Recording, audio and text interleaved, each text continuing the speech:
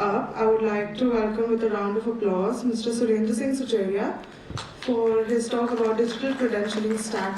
Thank you.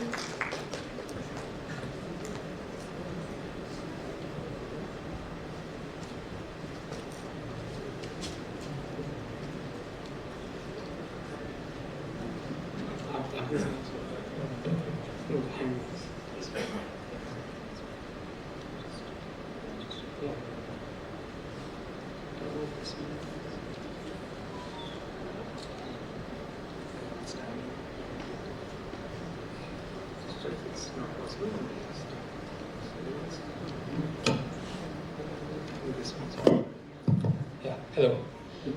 Hi, good afternoon everyone.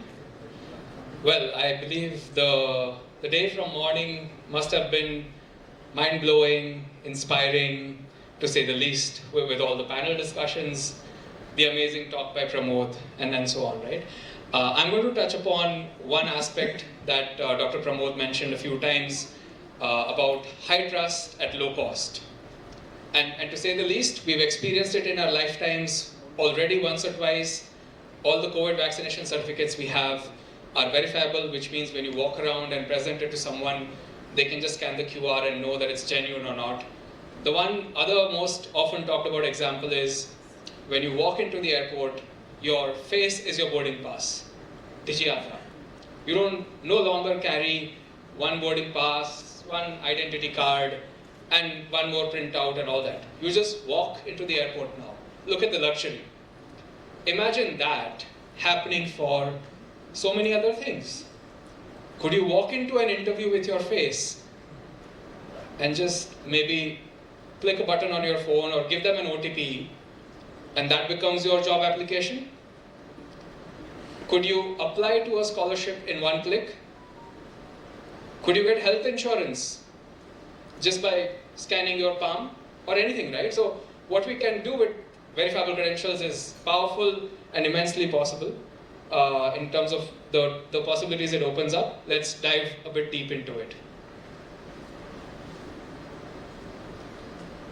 Okay, so, and this is what I just spoke about. Digital technology is already transforming our lives. We all know how it touches our lives in many ways. To say the least, if you want to really experience it, please travel outside India once in a while and you'll realize how our airports are so seamless, how our money transactions are so seamless. Everything in India has progressed so much in the last 1 decade or so. And when you step out, you realize, oh, there are places where we are still 10 years back. Like you literally remember your, 1 decade ago journey of carrying physical documents and paying with cash and all that. And the foundation of these things are three big things, right? Who I am, which is identity. What I have is your certificates, your documents, your various other things, and what I do with them, the transactions that I participate in.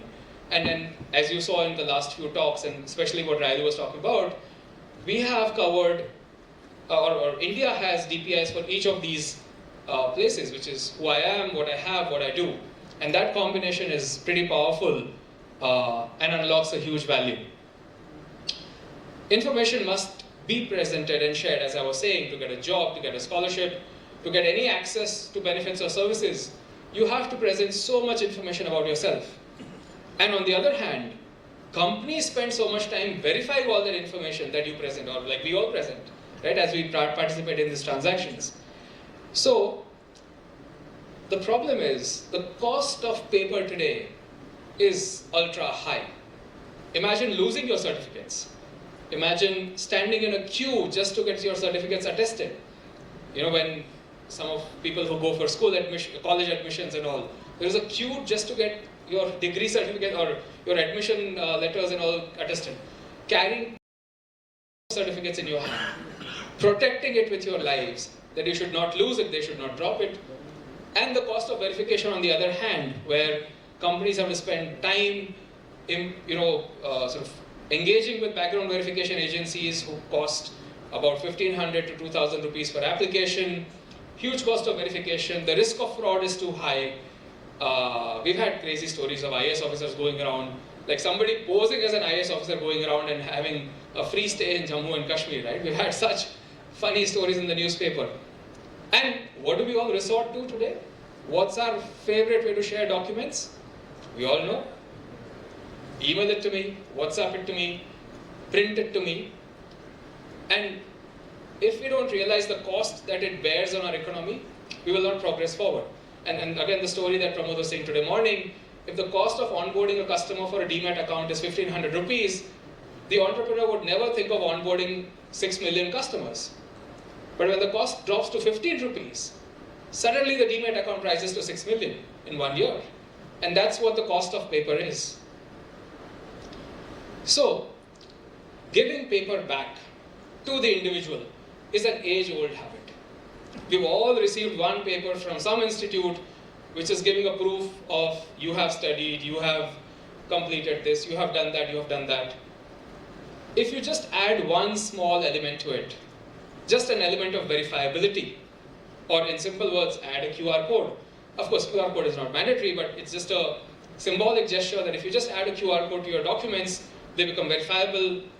And if you do it right, with the right standards and specifications that exist in the world, the trust will significantly rise and the cost will drop dramatically.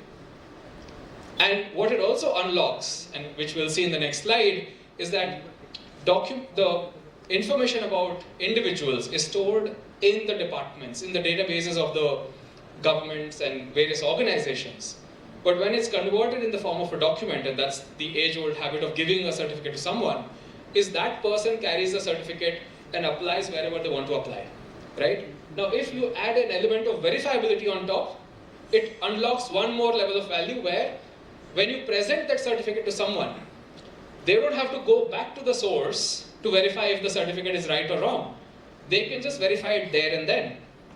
So it's adding one more layer of transportability, flexibility, interoperability in the system. And that's what the ecosystem of verifiable credentials is, which is digital, transportable, verifiable, machine-readable credentials. That makes a high-trust ecosystem at low cost, which allows an issuer to give a document, issue a document to the user, for the user to share to the relying party, and for them to verify without really calling back the issuer, and hence the trust in the ecosystem rises. They are shareable, they are multimodal, it can look like a badge on your phone, it can be printed, it can be carried as a PVC card with a QR code, and so on and so forth. It can be online, offline, and you can share a select, like part of the data and not the whole data. Like imagine if you just want to enter this hall and it says prove if you are above 18. I don't really need to show my complete Aadhaar and give a photocopy to it. And that's what happens when you check into a hotel. They all take photocopies of Aadhaar everywhere. And we just keep giving it around like that. But if it was truly privacy preserving, and if it is done in the privacy preserving manner, all they want to do is validate, are you the right human or not? Like, are you the one who you say you are? And if that is done, why store my document with you? I would love to keep it back with me.